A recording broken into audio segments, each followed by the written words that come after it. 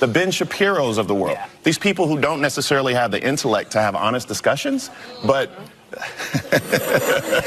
but yet they're able to become millionaires because they're actually just circulating and promulgating this fear.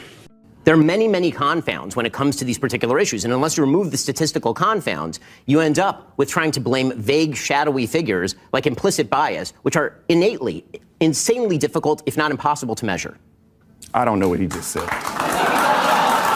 I'm sorry. Brace yourselves, folks, because what went down on Bill Maher's show is nothing short of jaw-dropping. Picture this.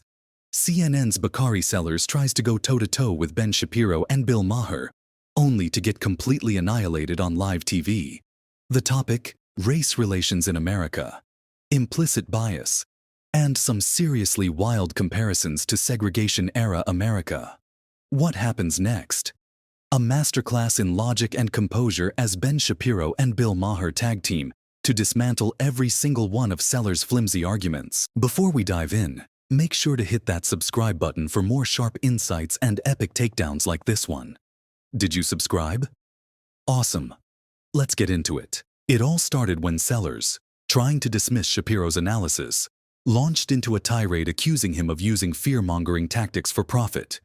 He called out the Ben Shapiros of the world, claiming they lacked the intellect for honest discussion and instead profited off spreading fear. But here's where things got wild. Shapiro didn't just let that slide. Oh no. He calmly hit back, pointing out the statistical confounds in race-related discussions and the flawed logic of blaming vague and unquantifiable concepts like implicit bias. What was Sellers' response? A blank stare, and I don't know what he just said. Seriously, folks, how can you argue with someone when you don't even understand their point? It was like watching a student try to debate a professor without doing the homework. And just when you thought it couldn't get more absurd, Sellers decided to invoke his father's experience during the Orangeburg massacre to claim that America in 2024 feels like 1954. That's when Shapiro stepped in to deliver one of the cleanest, most devastating rebuttals of the night. He calmly dismantled the comparison, explaining that saying America today is worse than segregation-era Alabama isn't just inaccurate. It's an insult to the progress we've made. He drew a powerful analogy, saying, if I were to claim that the experience of Jews in America today is worse than Europe in 1939, that would be absurd. The audience, stunned, but Sellers wasn't done. He tried to pivot, claiming that Shapiro and Maher couldn't possibly understand his father's experience as Black Americans. Bill Maher wasn't having it. He firmly pushed back, saying, I don't need to be Black to see what's true and what isn't. Now here's where Maher and Shapiro joined forces to expose the real problem: how the media manipulates facts to drive division. Maher brought up how Chicago's violent crime stats often get ignored, particularly the race of the victims.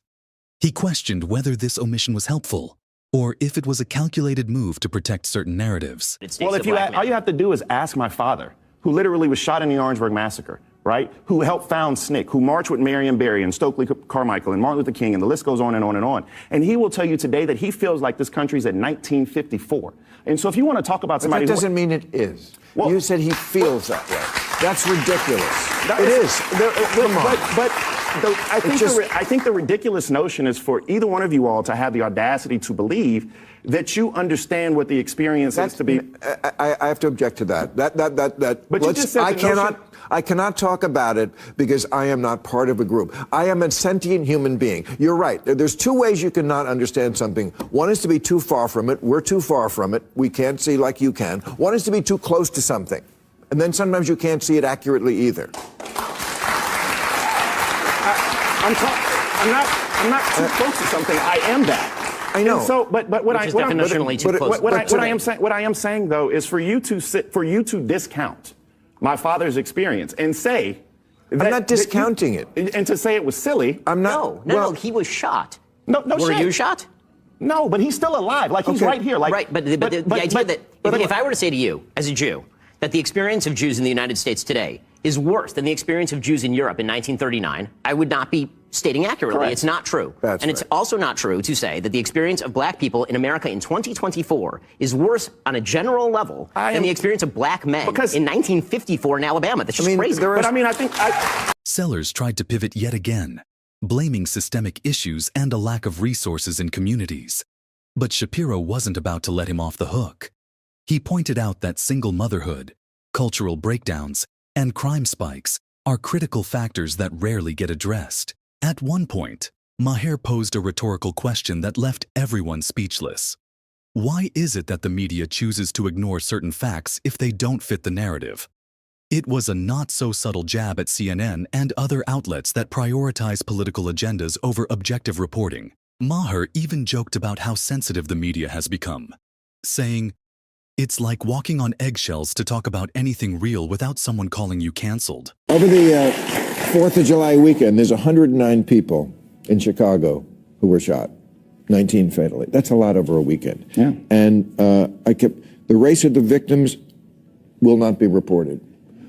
Is that helpful? And why is that? Why don't they report that? Let's have some real talk here. and people want to make it a blue city thing. But if you look at the violent culture or the number of deaths or the rate of crime and violent crime in states like Arkansas, Mississippi, Louisiana, South Carolina, Right. Georgia, we have a problem. And we're just not doing a good enough job. But we also don't necessarily have the resources poured into our community to help lift those people up. I hate when people say, pull yourself up by the bootstraps, and we don't have no damn boots. I mean, I'll disagree with the last aspect only to the extent that I do believe that everybody in the United States has the capacity to get married, father kids, and stay with the family that they created. Well, Donald Trump didn't. I mean, and I disagree with that. And I disagree with that. And it doesn't, by the way, does not undercut the point at all. And you, I think, agree with me. Well, I mean, I hear you, but I think where I would probably disagree with both of you guys is that we've never really evaluated the systems that we have in this country. I mean, most times when we talk about racism, I just asked the question. No. I'm bringing us together. Lump me in. I'm bringing us together. If we're talking about single motherhood, for example, obviously the rate of single motherhood in the black community has increased from 20% to 7%. What's the real takeaway here? Maher and Shapiro exposed how race baiting and selective outrage have become tools to silence honest discussions. Sellers tried to lean on emotional appeals and surface-level rhetoric, but in the end, facts and logic won the day. This wasn't just a debate. It was a wake-up call. If we're serious about solving real issues in America, it starts with having honest, uncomfortable conversations, not shutting people down or blaming nebulous concepts. So, what do you think? Was Shapiro right to call out those false comparisons? Did Bill Maher hit the nail on the head about media hypocrisy? Drop your thoughts in the comments below. We want to hear from you. And don't forget to like and subscribe for more explosive debates and sharp insights. This story isn't just a takedown. It's a reminder that facts still matter.